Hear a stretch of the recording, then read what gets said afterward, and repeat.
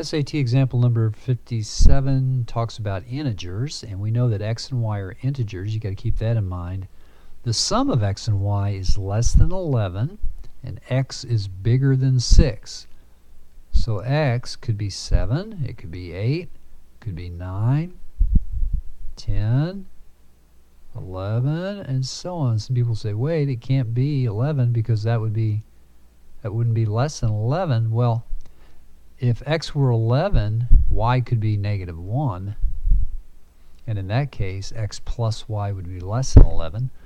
But the question deals with, if you think about this, what's the smallest possible value of x minus y?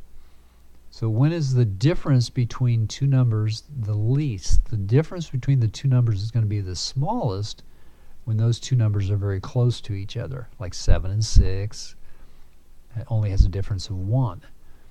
So if x is 7, let's say, y could be 3, y could be 2, y could be 1. Y could not be 4 because 7 plus 4 would not be less than 11. But it could be, and so on. But if you think about that, remember we want to find the closest x and y. When they're the closest, their difference is going to be the smallest. So the closest would be 7 and 3. Now let's move on to 8. If x is 8, we can't go over 11. So y could be 3, it could be 2, it could be 1. No, we can't go over 11. Let's take that 3 out of there. Okay, it could be 2, 1, 0, dot, dot, dot, on down. So the difference there, that would be 6.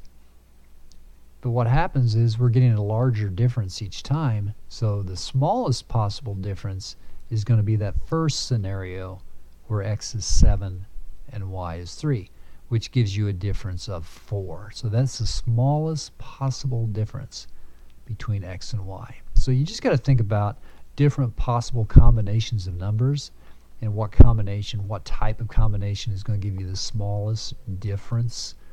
That one's a little trickier than it looks, but there it is.